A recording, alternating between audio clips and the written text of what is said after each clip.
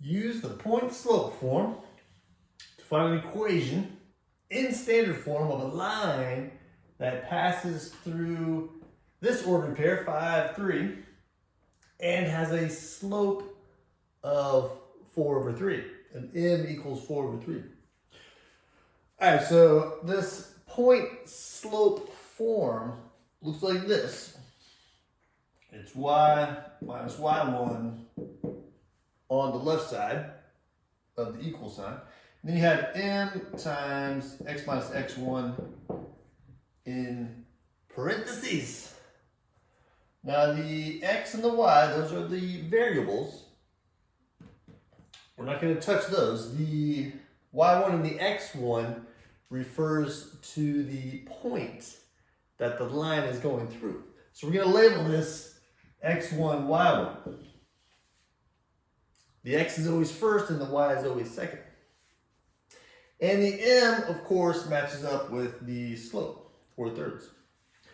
So what I'm going to do is I'm going to leave this y alone. I'm going to plug in y1, which is 3. I'm going to plug in the slope, 4 over 3. I'm going to leave this x alone. And x1 I'm going to plug in 5. So this is the point-slope form, and what I did here is I plugged in the point and the slope of the line that I'm interested in.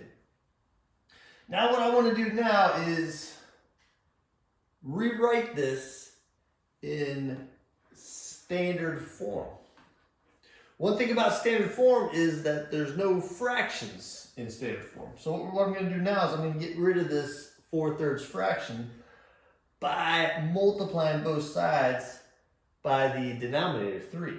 So I'm going to multiply both sides by 3. On the left, the 3 is going to distribute to both terms here.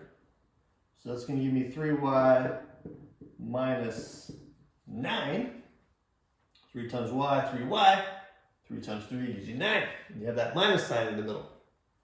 On the right-hand side, the 3's here will cancel.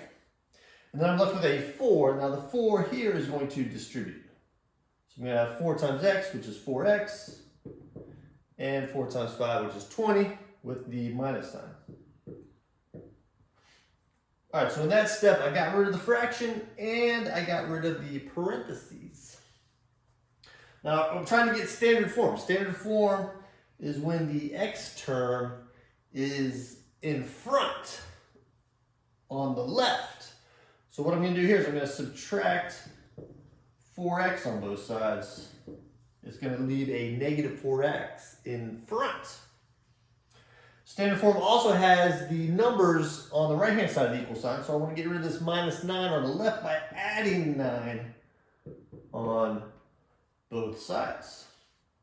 So the 4x's and the 9's there are gone. So on the left, I have a negative 4x plus 3y.